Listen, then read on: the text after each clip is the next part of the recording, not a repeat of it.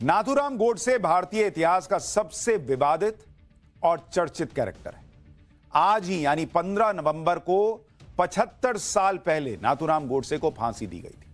महात्मा गांधी की हत्या 30 जनवरी 1948 को गोडसे ने की थी और इसके 1 साल 9 महीने और 15 दिन के बाद गोडसे को फांसी हुई। लगभग 2 साल के दौरान गोडसे ने क्या क्या किया, गोडसे से कौन कौन मिला, केस के दौरान गोडसे ने क्या क्या कहा, आज आपको इसके बारे में सुनना चाहिए। ऐसे ऐसे लोग नाथूराम गोडसे की फांसी रुकवाना चाहते थे जिनके नाम सुनेंगे तो आप शॉक्ड रह जाएंगे। इसमें गांधी जी के बेटे से लेकर बाबा साहब अंबेडकर तक शामिल है और खुद गोडसे अपनी फांसी नहीं रुकवाना चाहते थे। उन्होंने कहा नहीं चाहिए भाई, मुझे फांसी होने दो। क्यों ऐसा कहा था यह भी बताऊंगा, लेकिन पहले यह बताता हूं कि 30 जनवरी 1948 के बारे में, जब गोडसे ने गांधी जी की हत्या की थी। 30 जनवरी 1948 को महात्मा गांधी दिल्ली के बिड़ला भवन में शाम की प्रार्थना के लिए सभा में जा रहे थे। उसी समय नाथूराम गोडसे ने महात्मा गांधी को गोली मार दी थी। यही वो पिस्टल है जिससे गोली मारी गई थी। गोडसे ने बेरेटा पिस्टल से गांधी जी को 3 गोलियां मारी थी। ये वही बेरेटा पिस्टल है जिससे गोडसे ने गोलियां चलाई थी। गांधी जी की हत्या से पूरे देश में सनसनी फैल गई थी।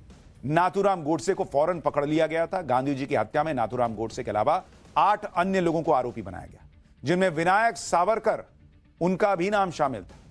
इस तस्वीर में सभी आरोपी दिख रहे हैं।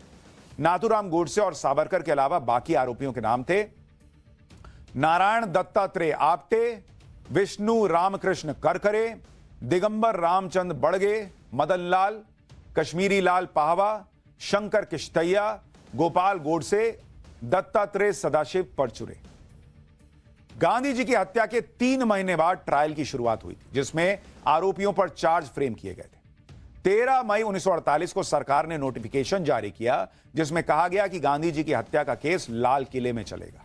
लाल किले के एक हिस्से को जेल में बदल दिया गया और इसी जेल की बैरकों में सभी 9 आरोपियों को रखा गया।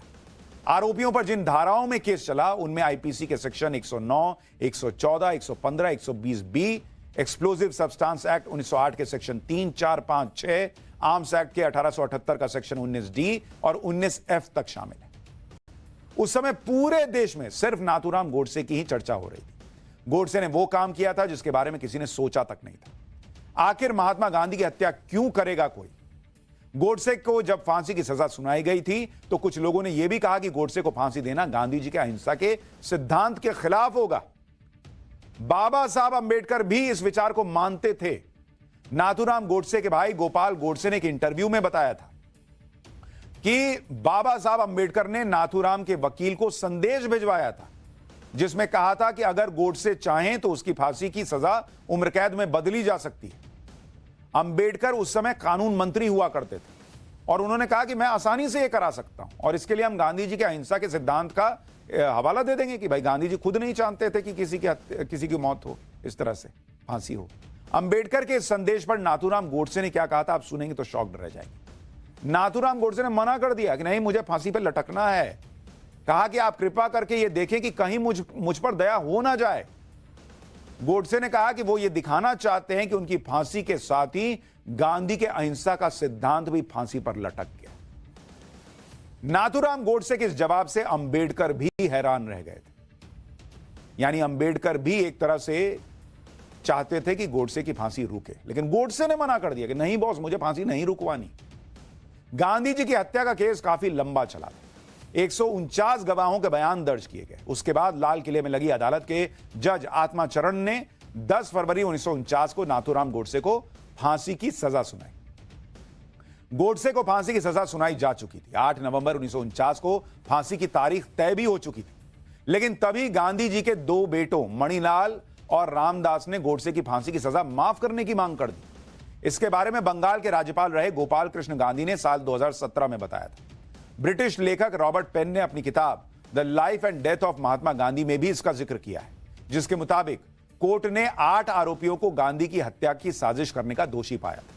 इसमें नाथूराम गोडसे और नारायण आप्टे को फांसी की सजा हुई थी। बाकी 6 आरोपियों को उम्र कैद की सजा सुनाई गई थी। विनायक दामोदर सावरकर को बरी कर दिया गया था। नाथूराम गोडसे के अलावा बाकी के आरोपियों ने सजा को हाईकोर्ट में चुनौती दी। 2 मई 1949 को हाईकोर्ट ने उनकी सजा को बरकरार रखा। इस बीच गांधी जी के दो बेटों रामदास और मणिलाल ने पीएम नेहरू और गृह मंत्री सरदार पटेल से अपील भेजी गवर्नर जनरल राजगोपालाचारी के पास भी गांधी जी के बेटों ने अपील भेजी। गांधी जी के दोनों बेटों का कहना था कि नाथूराम गोडसे और नारायण आप्टे को फांसी नहीं होनी चाहिए। महात्मा गांधी खुद फांसी की सजा के खिलाफ थे, इसलिए दोनों को माफ कर दिया जाए। इस अपील के बाद 8 नवंबर को नाथूराम गोडसे की फांसी रोक भी दी गई। नाथूराम गोडसे और नारायण आप्टे उस समय अंबाला जेल में बंद थे। गांधी जी के बेटों की अपील पर नेहरू, सरदार पटेल, सी राजगोपालाचारी ने विचार किया। तीनों ही इससे सहमत थे कि फांसी की सजा माफ करने का कोई सवाल ही नहीं उठता। इसके बाद गांधी जी के बेटों की अपील को ठुकरा दिया गया। लेकिन उससे भी बड़ी बात यह कि गोडसे ने खुद, जब हाईकोर्ट में अपील हुआ था मामला, तो खुद अपने लिए अपील नहीं किया था कि मेरी फांसी की सजा रोक। बाकियों ने भले किया, लेकिन गोडसे ने नहीं किया। दूसरों के लिए कहा कि भाई उनकी सजा कम होनी चाहिए। गांधी जी के बेटों की अपील की वजह से गोडसे की फांसी 8 दिन के लिए टल गई थी। महात्मा गांधी के एक बेटे देवदास गांधी ने जेल में नाथूराम गोडसे से मुलाकात भी की थी, जिसके बारे में नाथूराम के भाई गोपाल गोडसे ने अपनी किताब गांधी वध क्यों में लिखा है। गोपाल गोडसे ने अपनी किताब में लिखा कि देवदास शायद इस उम्मीद में आए होंगे कि उन्हें कोई विभत्स चेहरे वाला, गांधी के खून का प्यासा कातिल नजर आएगा, लेकिन नाथूराम सहज और सौम्य थे। उनका आत्मविश्वास बना हुआ था। देवदास ने जैसा सोचा होगा उससे एकदम उलट हुआ। नाथूराम गोडसे ने देवदास गांधी से कहा, वो नाथूराम विनायक गोडसे हैं। आज तुमने अपने पिता को खोया है, तुम्हें दुख पहुंचा है। तुम पर और तुम्हारे परिवार को जो दुख पहुंचा है, इसका बड़ा दुख है। यह काम किसी व्यक्तिगत रंजिश के चलते नहीं किया है। ना तो तुमसे कोई द्वेष है और ना ही कोई खराब भाव। इस पर देवदास ने, जो गांधी जी के बेटे थे, उन्होंने गोडसे से पूछा कि तब तुमने ऐसा क्यों किया। जवाब में नाथूराम गोडसे ने कहा कि केवल और केवल राजनीतिक वजह से। गोडसे ने पुलिस से और समय मांगा जिससे वो देवदास के सामने अपना पक्ष रख पाए, लेकिन पुलिस ने ऐसा नहीं करने दिया। गांधी जी के बेटे चाहते थे कि गोडसे की फांसी माफ कर दी जाए। अंबेडकर ने भी गोडसे को फांसी की सजा कम करवाने की बात कही थी, लेकिन गोडसे खुद नहीं चाहते थे कि उनके साथ कोई दया दिखाई जाए। गोडसे ने कोर्ट में गांधी जी की हत्या की बात कबूल की थी और गांधी जी की हत्या की वजह भी बताई थी। नाथूराम गोडसे को जब फांसी की सजा सुनाई गई तो उसके बाद कोर्ट में गोडसे ने अपना बयान पढ़ने की इजाजत मांगी। गोडसे ने कोर्ट में कहा था कि 32 सालों तक गांधी ने विचारों में उत्तेजना भरी, लेकिन जब गांधी ने मुसलमानों के पक्ष में अपना अंतिम उपवास रखा तो लगा कि अब गांधी के अस्तित्व को तुरंत खत्म करना होगा। महात्मा गांधी ने दक्षिण अफ्रीका में भारतीय समुदाय के लिए बहुत अच्छा काम किया, लेकिन भारत आने पर उनकी मानसिकता ऐसी बन गई कि सही और गलत का फैसला लेने के लिए वो खुद को आखिरी जज मानने लग गए। यानी गोडसे को लगता था कि गांधी जी किसी की नहीं सुन रहे थे। अगर देश गांधी के नेतृत्व को स्वीकार नहीं करता था तो वो कांग्रेस से अलग राह पर चलने लगते थे। या तो कांग्रेस को गांधी के लिए अपना रास्ता छोड़ना होता था, या फिर गांधी की सारी सनक, सोच, नजरिए को अपनाना होता था, या फिर गांधी के बिना आगे बढ़ना होता। नाथूराम गोडसे ने गांधी पर भारत के बंटवारे का भी आरोप लगाया। गोडसे ने अपने बयान में कहा कि जब कांग्रेस के नेता गांधी की सहमति से देश के बंटवारे का फैसला कर रहे थे, उस समय देश का, जिसे हम पूजते हैं, जिस देश को, तो मन के अंदर भीषण गुस्सा भर रहा था। व्यक्तिगत तौर पर किसी के प्रति कोई दुर्भावना नहीं है, लेकिन मौजूदा सरकार का सम्मान नहीं करता क्योंकि इनकी नीतियां मुसलमानों के पक्ष में। नाथूराम गोडसे ने महात्मा गांधी के आखिरी अनशन पर भी सवाल उठाया, जो कथित तौर पर महात्मा गांधी ने पाकिस्तान को 55 करोड़ रुपए की मदद देने के लिए किया था, और जो मदद कहा जाता है कि मतलब बहुत सारे लोग चाहते थे कि नहीं दी जाए। सरदार वल्लभ भाई पटेल चाहते थे कि नहीं दी जाए, लेकिन गांधी जी के कहने पर कि 55 करोड़ रुपए दी गई। यह बात गोडसे ने कही कि उसको यह बात बुरी लग रही थी। गोडसे भले ही गांधी जी की हत्या को जस्टिफाई कर रहे थे, लेकिन किसी विचारधारा से सहमत नहीं होने का मतलब उसकी हत्या करना नहीं होता। गोडसे की फांसी की तारीख 15 नवंबर तय की गई थी। गोडसे और नारायण आप्टे अंबाला जेल में थे। तय समय पर गोडसे को फांसी के लिए जेल के लिए ले जाया गया। जब गोडसे फांसी के तख्ते की तरफ जा रहा था तो उसने जो कहा उसके बारे में जस्टिस डीजी खोसला ने अपनी किताब द मर्डर ऑफ महात्मा में लिखा है। जीडी खोसला वही जज हैं जिन्होंने हाईकोर्ट में सजा को बरकरार रखा था। उन्होंने लिखा कि फांसी के लिए जाते समय गोडसे ने कांपती हुई आवाज में अखंड भारत कहा था, और गोडसे के इस नारे को आप्टे ने तेज आवाज में अमर रहे कहकर पूरा किया था। नाथूराम गोडसे और नारायण आप्टे करीब 15 मिनट तक फांसी के फंदे पर लटकते रहे। उसके बाद दोनों की मौत हो गई। फांसी के बाद नाथूराम गोडसे और नारायण आप्टे के शव उनके परिवार वालों को नहीं दिए गए। जबकि गोडसे के परिवार वाले शव मिलने की उम्मीद कर रहे थे। ऐसा इसलिए हुआ था क्योंकि दिल्ली से अंबाला जेल अधिकारियों को खास निर्देश आया। गोडसे की फांसी के बाद क्या हुआ था आपको वो भी बताता हूं। फांसी के बाद गोडसे और आप्टे के शवों का अंतिम संस्कार जिला अधिकारी की टीम ने ही कर दिया। गोडसे और आप्टे के शवों का अंतिम संस्कार बहुत गुपचुप तरीके से हुआ। गोडसे और आप्टे की अस्थियों को बख्तरबंद गाड़ी में रखकर घग्गर नदी के किनारे ले जाया गया।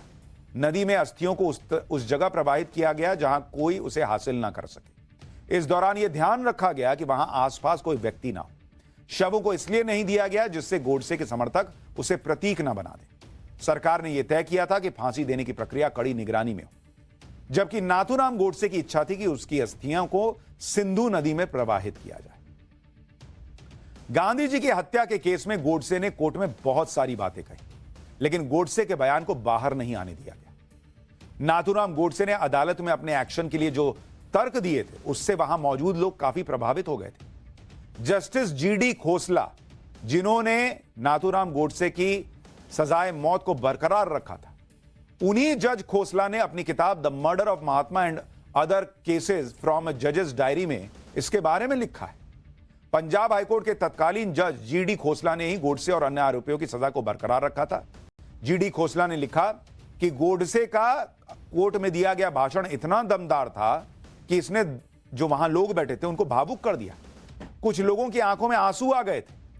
अगर उन लोगों को, उन दर्शकों को जूरी के तौर पर काम दिया जाता कि आप तय कीजिए कि गोडसे को सजा देनी है या निर्दोष साबित करना है, तो जज लिख रहे हैं कि वो लोग इतना प्रभावित हो गए थे गोडसे की बातों से कि वे भारी बहुमत से गोडसे के निर्देश होने का फैसला ले लेते जो पब्लिक वहां मौजूद थी। नाथूराम गोडसे के भाई गोपाल गोडसे ने अपनी सजा पूरी करने के बाद एक किताब भी लिखी थी, गांधी हत्या आनी मी, यानी गांधी हत्या और मैं। इस किताब में गांधी जी की हत्या के दौरान की घटनाओं के बारे में बताया गया था। उस समय की सरकार ने इस किताब तक को बैन कर दिया।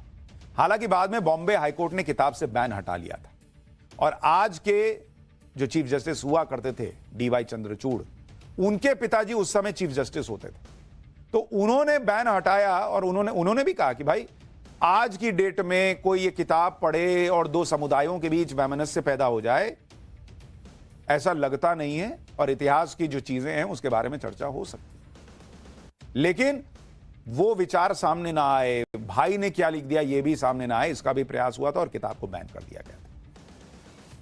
और इसलिए आज तक नाथूराम गोडसे को लेकर दो अलग अलग विचारधाराएं चलती हैं। आज की डेट में बहुत सारे लोग नाथूराम गोडसे के समर्थक भी, लेकिन एक वक्त ऐसा भी था कि गोडसे का पार्थिव शरीर भी उसके परिवार को नहीं दिया गया।